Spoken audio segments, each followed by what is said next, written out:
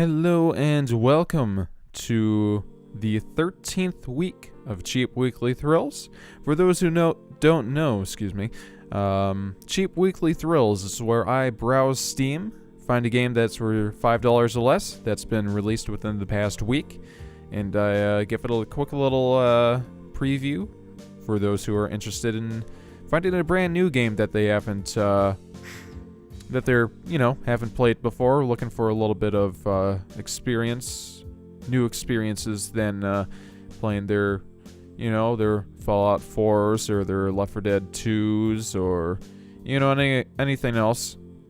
So, obviously, as some of you can tell, it's Christmas Day, and it's the Steam Winter... I can't speak today for whatever reason.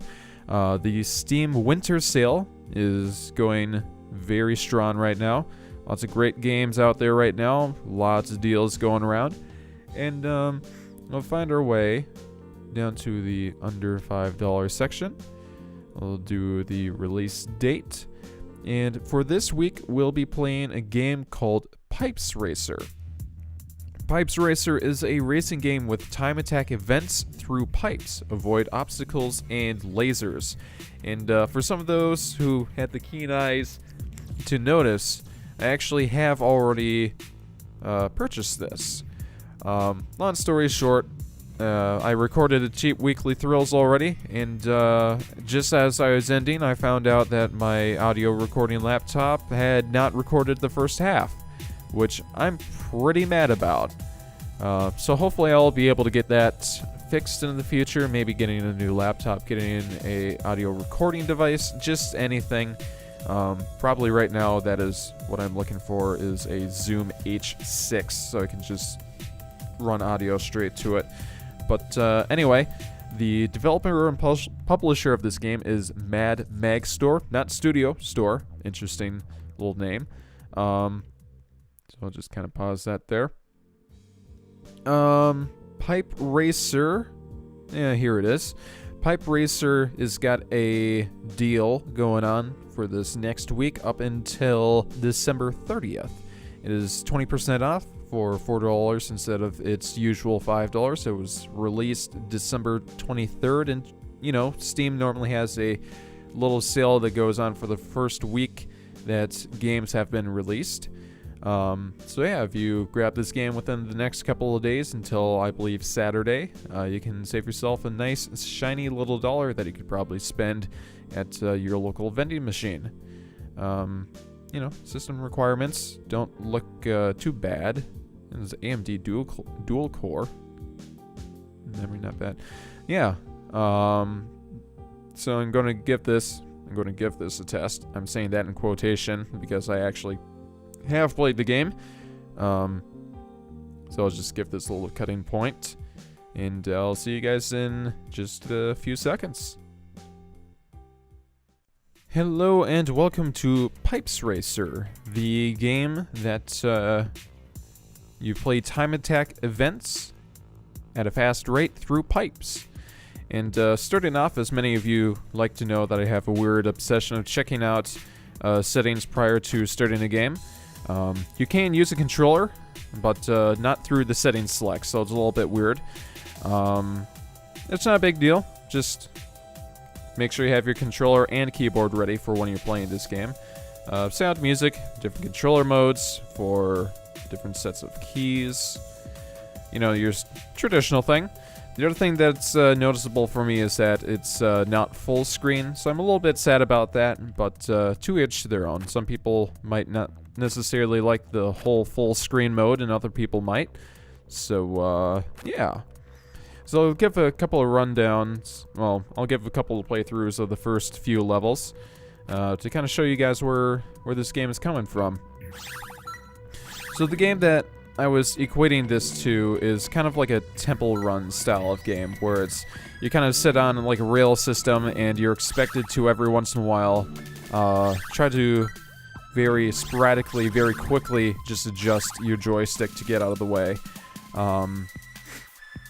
So as you can tell here, that when you crash, you actually are reset back to the last checkpoint that you were at, and it's actually pretty forgiving, as the gold medal of this is at 45 seconds, and even when crashing, you can get a solid 32 seconds out of your time trial there. So it's, like I was saying, pretty forgiving. The checkpoints, I believe, are also currency, because this level, it's got these little floating coins of some variety that are also displayed at the top, kind of in like a checkpoint-like fashion of these different types of, you know, fast-paced games. I had something else I was gonna say. Yeah, I was gonna say, the interesting thing of this, if you're kind of like trying to use this like your traditional racing game where you're trying to hold the joystick left or right for a long period of time as you're trying to take a corner, you're actually going to build up a lot of friction and decrease the amount of momentum that you've got flowing down. So it's pretty important that you just kind of tap your way through with your joystick or your keyboard.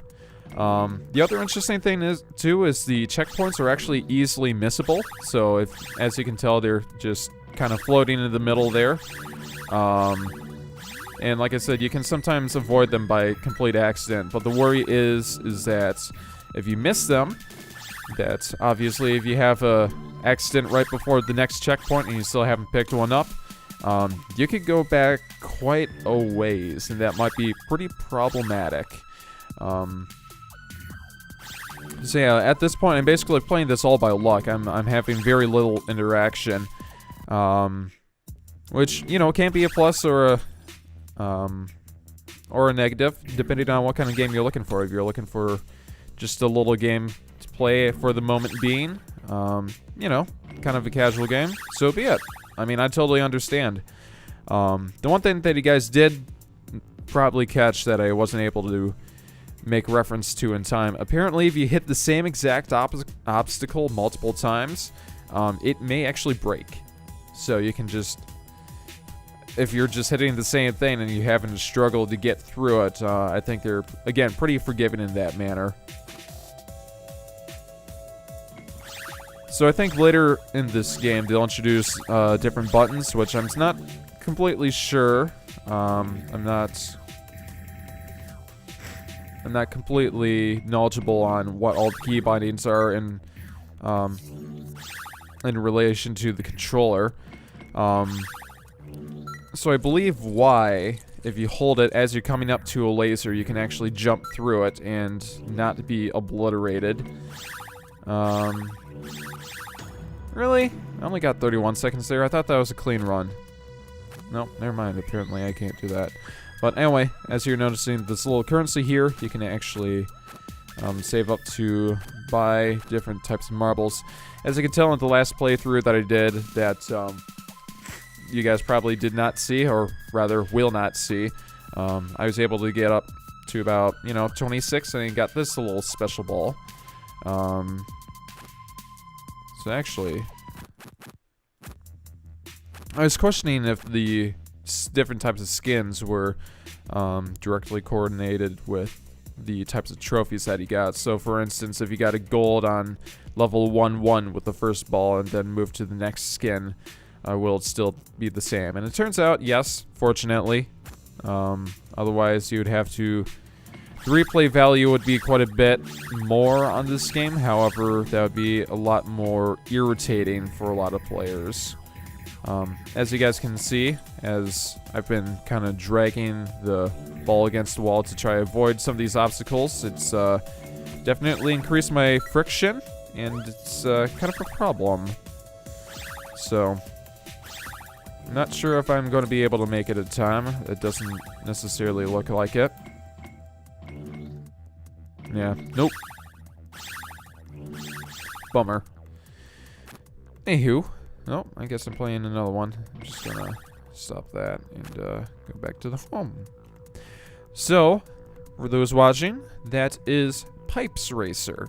Again, a time trial event-based game in a very fast-paced racing environment as you're a little marble traveling through different types of pipes in a futuristic setting.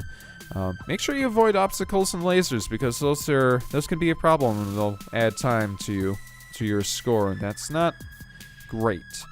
So, again, if you've liked this content, make sure you like and subscribe. Leave a comment down below if you've picked up a different game for $5 or less in the past week that you'd like me to try out, and we'll see if we can get a couple of episodes recorded of Cheap Weekly Thrills extras, and we'll see where that goes. So again, I'm your host, Matt, and thanks for watching the 13th week of Cheap Weekly Thrills. We've got a lot more coming up, and I'm actually surprised that I've managed to keep this show running for as long as it has without any mistakes, apart from the one that happened in week 6, which I will not refer to ever again. So, again, thanks for watching, and we'll see you guys next week. So, bye-bye.